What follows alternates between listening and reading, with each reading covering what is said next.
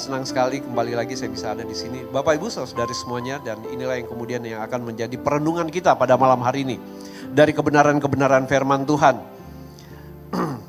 Sing mengajak kita untuk membuka di dalam kebenaran firman Tuhan dalam Yosua pasal pertama ayat yang pertama.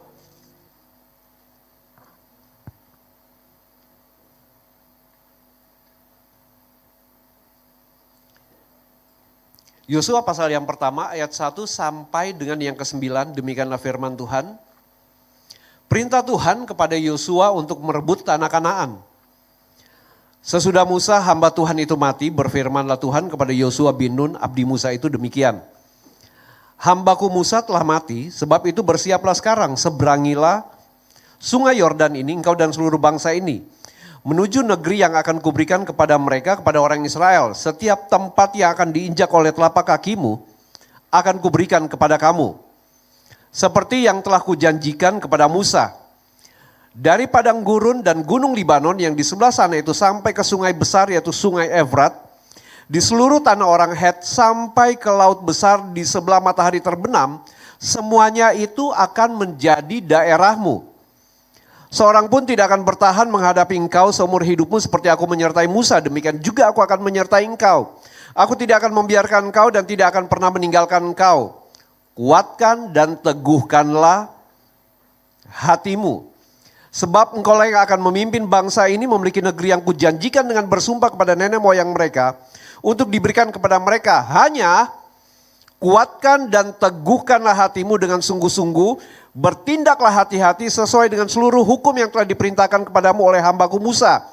Jangan menyimpang ke kanan ataupun ke kiri supaya engkau beruntung. Kemanapun kau pergi. Janganlah engkau lupa memperkatakan kitab Taurat ini, renungkanlah siang dan malam supaya engkau bertindak hati-hati sesuai segala yang tertulis dalamnya. Sebab demikian perjalananmu itu akan berhasil dan engkau akan beruntung. Bukankah telah kuperintahkan kepadamu, kuatkan dan teguhkanlah hatimu, jangan kecut, jangan tawar hati. Sebab Tuhan Allahmu menyertai engkau kemanapun engkau pergi. Bapak Ibu saudari semuanya, dari kebenaran firman Tuhan yang telah kita dengarkan, di mana menjadi satu perjalanan kurang lebih setelah mereka keluar dari tanah Mesir. Ya, terima kasih. Ketika orang Israel keluar dari tanah Mesir, maka mereka kemudian mulai melakukan perjalanan itu bersama dengan Tuhan. Dan kemudian 2 tahun mereka kurang lebih 2 juta orang, mereka berjalan bersama-sama menuju ke tanah Kanaan tersebut. Dan kemudian dari 2 tahun tersebut begitu baik, begitu intim, begitu dekat, begitu akrab, begitu sangat close sekali antara orang Israel dengan Allah. Dan tepat tahun kedua, masa bulan madu mereka mulai habis. Tepat tahun kedua, di mana seharusnya menjadi puncak perayaan mereka. Namun kemudian terjadi yang dinamakan mereka terjadi perubahan akibat tindakan orang Israel, di mana mereka kemudian memprovokasi Tuhan dengan apa yang telah Tuhan katakan kepada mereka. Begitu sederhana sebenarnya ketika Tuhan memerintahkan mereka dari tanah Mesir menuju kepada tanah perjanjian tersebut. Semua di dalam perjalanan itu Tuhan mencukupkan mereka, dan setiap waktu Tuhan memberikan apa yang mereka butuhkan, semua yang mereka butuhkan, dan bahkan dikatakan bahkan kasutmu sendiri tidak pernah rusak. Artinya Tuhan benar-benar menyertai. Namun kemudian tepat pada tahun yang kedua terjadi tindakan yang begitu bodoh sekali, di mana hubungan begitu sangat baik. Dan kemudian orang Israel mulai memprovokasi Tuhan. Akibat tindakan mereka, sedikit lagi memasuki tanah perjanjian tersebut, tepat di perbatasan yang dinamakan Kades Barnea. Di perbatasan tersebut mereka masuk ke tanah perjanjian tersebut. Akhirnya berubah total. Hati-hati. Kadang-kadang kita pikir hanya sesuatu yang simpel, sederhana, kecil. Tapi hati-hati, yang kecil seringkali memberikan batu sandungan dalam hidup kita. Bukan batu yang besar, tindakan provokasi mereka akhirnya menjadi 40 tahun tidak jadi masuk. Kurang lebih 38 atau sampai dengan 40 tahun. Mereka kemudian masuk kepada pengembaraan bersama dengan Tuhan. Padahal seharusnya kita itu berjalan bersama dengan Tuhan. Bukan mengembara bersama dengan Tuhan. Kita harusnya berjalan bersama dengan Tuhan. Tahun ini kita sudah memasuki tahun yang bulan yang ke-6, bulan yang ke-7, bulan yang ke-8. Seharusnya di dalam tahun ini kita berjalan bersama dengan Tuhan, bukan mengembara bersama dengan Tuhan. Apa yang terjadi? Orang Israel ketika pada waktu itu 12 orang, saya berpikir selama ini, mungkin juga Bapak Ibu berpikir sama dengan saya, selama ini saya berpikir ketika Tuhan mengatakan Musa, perintahkan mereka. Pergilah 12 orang untuk mengintai daerah tersebut. Dan kemudian 12 orang ini pergi mengintai, hanya 2 yang mengatakan yang baik. 10 mengatakan yang buruk. Dan akibatnya, mengapa 40 tahun? Rupanya mereka mengintai selama 40 hari di daerah Kanaan tersebut. Dan ketika mereka mengintai selama 40 hari, maka itu berdampak menjadi 40 tahun dalam kehidupan mereka. Tetapi yang begitu serius sekali, ketika kemudian dikatakan begini, firman Tuhan mengatakan ketika mereka kemudian 40 hari mengintai, 10 orang itu kemudian kembali dan menceritakan, benar sih yang dibilang firman Tuhan. Tempat tersebut, perjalanan kita ini, kita akan memasuki musim yang baru ini, akan memasuki teritori yang baru dalam kehidupan kita. Benar, Tuhan bilang itu benar. 1 tandan buah anggur itu sendiri harus dipikul oleh 2 orang karena begitu berat. Geografis tempat itu benar-benar begitu baik. Konjur tanahnya begitu benar-benar subur. Dan kemudian tempat itu benar-benar sangat bagus sekali. Tapi di sana ada orang yang perkasa. Di sana ada orang yang sudah terbiasa berperang. Di sana adalah orang-orang yang begitu kuat. Di sana ada orang Het, ada orang Amori. Tempat mereka dan bahkan mereka mulai menceritakan.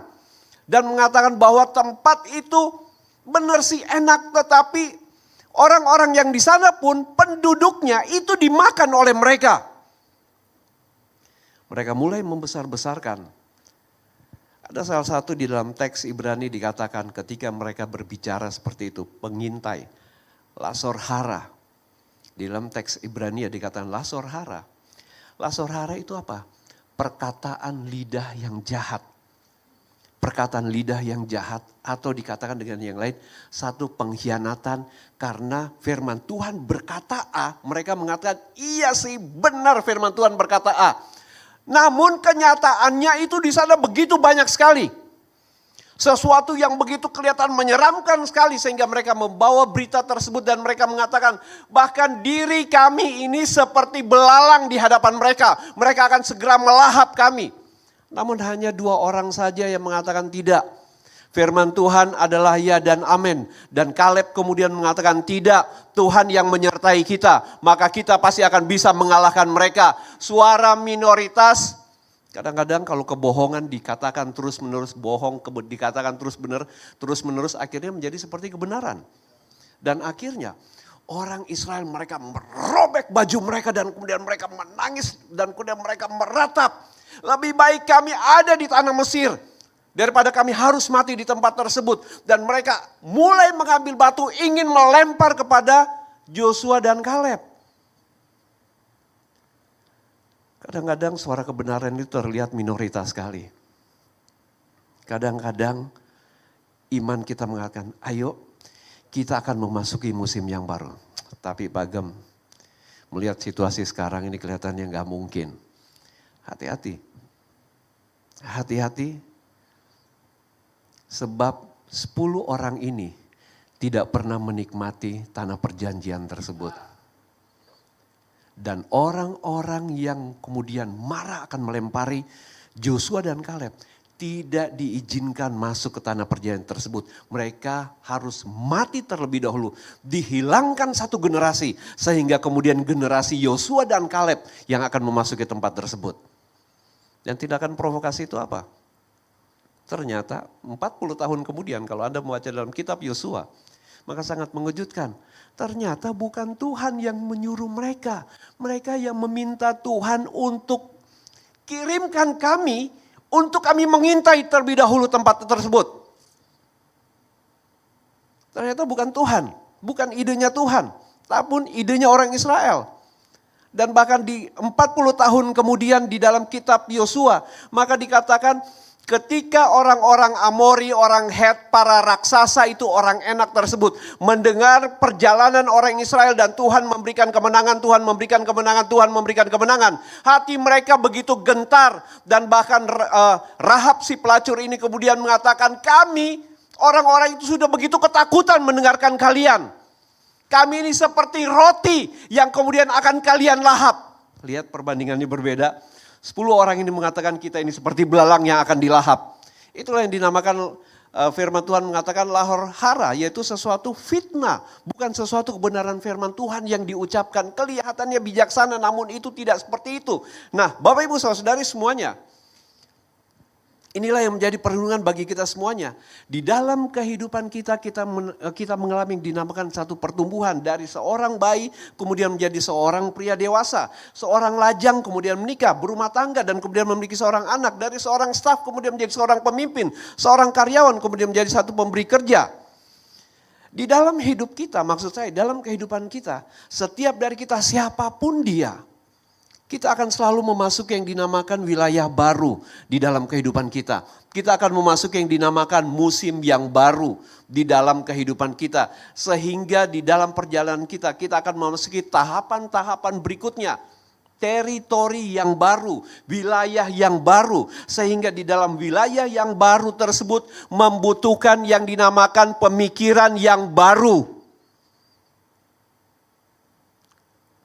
Bangsa Israel adalah seorang budak. Mereka harus mendapatkan pemikiran yang baru. Mereka ada sebagai bangsa penakluk. Dari seorang budak menjadi seorang penakluk. Dari bangsa yang selalu terintimidasi. Kemudian mereka harus berubah menjadi bangsa yang memberikan kegentaran kepada orang lain. Bangsa yang tadinya hidup di padang gurun, kemudian berubah menjadi bangsa pemilikan.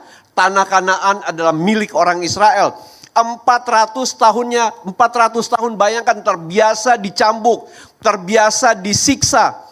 Kemudian mereka harus berubah mindsetnya menjadi seorang bangsa penakluk. Bangsa yang kemudian ketakutan. Kemudian akan berkata mereka harus berubah menjadi bangsa yang berkata tanah ini Tuhan sudah memberikan kepadaku. Wilayah yang baru membutuhkan pemikiran yang baru. Amin. Saya yakin di tempat ini juga akan memasuki musim yang baru juga. Akan memasuki teritori yang baru juga. Namun ketika Tuhan memberikan visi, baiklah jauh tidak ada kekuatan apapun juga selain daripada unity. Tidak ada kekuatan apapun juga. Ketika kita bersatu bersama-sama memasuki wilayah yang baru, maka tempat ini pasti akan lebih banyak lagi memenangkan orang bagi Tuhan. Lebih banyak lagi orang yang kemudian terjangkau. Namun,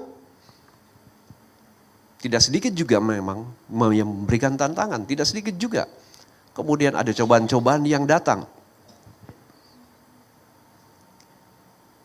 Wilayah baru membutuhkan pemikiran yang baru. Wilayah baru pasti akan membawa cobaan yang baru. Amin. Tidak mungkin tidak. Dari usaha hanya ada di bottom line, kemudian naik kepada middle, naik terus lagi. Selalu ada yang dinamakan cobaan-cobaan yang baru. Ada tantangan-tantangan yang baru. Namun setiap cobaan-cobaan yang baru bukan membuat kita menjadi lemah, namun juga akan membuat kita menjadi kuat. Namun kuatkan dan teguhkanlah hatimu. Kuatkan dan teguhkanlah hatimu, karena engkau yang akan masuk ke dalam wilayah yang baru, musim yang baru, teritori yang baru. Orang Israel, mereka berkata begini, jauh lebih baik yang dulu. Jauh lebih baik yang dulu daripada kita masuk kepada tempat yang baru. Jauh lebih baik, apakah Mesir kurang baik untuk kemudian kami bisa mati di sana? Bukankah di Mesir ada makanan? Bukankah di Mesir kami dapat minum? Daripada kami harus berjalan dan menuju kepada tempat yang baru tersebut. Kata Mesir di dalam teks Ibrani dikatakan adalah Mitzrayim. Mitzrayim itu sesuatu yang seperti bawang prei. Pernah ke Batu, di Batu itu banyak bawang di sana. Mitzrayim itu digambarkan seperti ini. Mengambil sesuatu, Anda harus membungkukkan tulang belakang, dan itu capeknya luar biasa. Untuk mendapatkan berkat itu, mereka harus kemudian memungut. Untuk mendapatkan itu, mereka kemudian harus berkeringat. Itu ketika orang Alkitab mengatakan tentang tanah Mesir, dikatakan adalah Mitzrayim. Tempat yang double stress. Benar-benar tempat yang double stress. Tapi orang Israel anehnya mereka lebih memilih untuk ada di situ.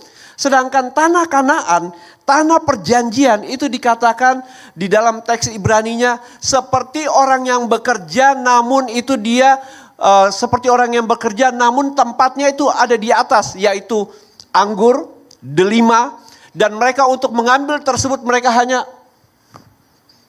tidak harus membungkukkan tulang, namun mereka hanya tinggal memetik. Artinya jika Tuhan mengatakan tempat itu penuh dengan kelimpahan. Tempat itu penuh dengan keberuntungan. Tempat itu telah disediakan oleh Tuhan. Masa sih Tuhan gak tahu bahwa di sana ada orang enak? Masa Tuhan tidak tahu di sana ada orang-orang perkasa? Masa Tuhan tidak tahu di sana ada tentara? Tuhan ingin mengatakan di sana tempat yang baik, tempat yang begitu luar biasa dengan geografis yang begitu baik. Tinggal kamu datang di sana sebagai bangsa penakluk dan engkau tinggal mengelola tempat tersebut. Namun soal kesulitan, soal yang sukar, soal yang tidak mungkin, Tuhan mengatakan itu adalah urusanku. Kenapa harus meminta mata-mata? Kenapa kemudian harus mempertanyakan? Kalau Tuhan mengatakan berangkat. Saya pikir tempat yang begini bagus. Semua dilalui dengan yang dinamakan musim yang baru. Musim yang baru selalu ada cobaan yang baru. Yosua pasal 1 ayat 5 dan 6 berkata begini. Seorang pun tidak akan pernah bertahan menghadapi engkau seumur hidupmu. Seperti aku menyertai Musa, demikian juga aku akan menyertai engkau. Aku tidak akan membiarkan engkau dan tidak akan meninggalkan engkau. Kuatkan dan teguhkanlah hatimu, sebab engkaulah yang akan memimpin bangsa itu memiliki negeri yang kujanjikan dengan bersumpah kepada nenek moyang mereka yang kuberikan kepada mereka. Musim yang baru, wilayah yang baru, selalu ada cobaan yang baru. Selalu saja ada yang mencoba untuk memecah belah. Selalu saja ada yang mencoba untuk menghadang. Selalu saja ada yang kemudian menghalangi. Selalu saja ada panah-panah dari setan. Memang kemampuan kita berbeda satu dengan yang lain, namun kita memiliki Tuhan yang sama. Kita juga mendapatkan perlindungan yang sama. Setiap wilayah yang baru, selalu ada tantangan yang baru. Namun ingatlah, Tuhan yang bersama dengan kita. Jadilah kuat, jadilah berani. Jika kemudian kita menginginkan sesuatu tempat yang baru, wilayah yang baru, ketika kita tidak kuat, ketika kita tidak berani, maka wilayah yang baru tersebut yang dapat membunuh kita.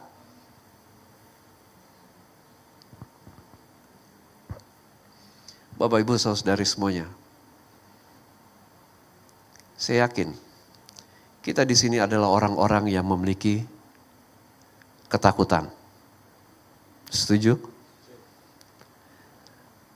Namun ketakutan bukan berarti kita tidak bertindak. Ketakutan boleh ada, tapi tetap kita harus melangkah. Ketakutan boleh ada, namun kita tetap harus kemudian berjalan.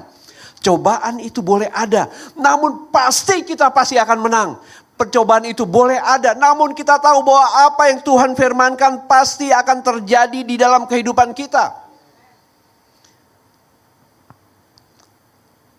Saya di tempat ini, saya yakin, bukan saja yakin, saya ini sedang dikelilingi oleh orang-orang beriman. Halo? Saya sedang dikelilingi oleh orang-orang beriman. Bayangkan, ketika kita bergerak maju, langkah yang sama, perkataan yang sama, terjadi kekuatan secara kolektif. Saya menjadi kuat karena saya ini sedang dikelilingi orang-orang beriman.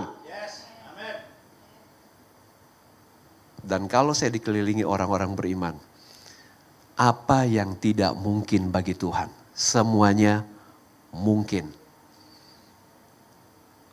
Amin. Setiap wilayah baru ada cobaan yang baru. Namun kabar baiknya, seperti perjalanan orang Israel, setiap cobaan ada kesaksian yang baru juga. Ada keajaiban-keajaiban yang baru. Ada cerita Tuhan di tengah-tengah kita. Selalu ada kesaksian yang baru. Pasti. So, jangan takut apapun yang ada di hadapan kita. Selalu ada kesaksian yang baru. Tempat ini bisa ada. Banyak orang mengatakan pasti tidak mungkin. Pasti tidak mungkin. Ayo kita maju lagi satu langkah. Kelihatannya sedang terjadi. Inflasi cukup tinggi akhir-akhir ini. Fluktuasi begitu kuat sekali. Namun kemudian satu hal ketika saya pada satu saat, beberapa hari yang lalu, saya pergi ke satu pameran audio, di mana namanya? Di Grand City, kesana juga Pak ya, pameran audio. Itu parkiran penuh, audio loh. Belum nanti tanggal 28, Gias. Ya, waduh itu luar biasa, pasti macetnya luar biasa. Artinya, daya beli masih tinggi. Artinya, kekuatan ekonomi juga masih baik. Artinya, penyertaan Tuhan ada dalam kehidupan kita. Ketakutan hanya ada di dalam pikiran kita. Kegentaran itu hanya ada di dalam pikiran kita. Namun ketika kita percaya dan memegang kebenaran-kebenaran firman Tuhan tersebut, maka kebenaran firman Tuhan tersebut yang akan membawa kita menuju kepada keberhasilan. Kebenaran firman Tuhan itu yang akan membawa kita menuju kepada keberuntungan.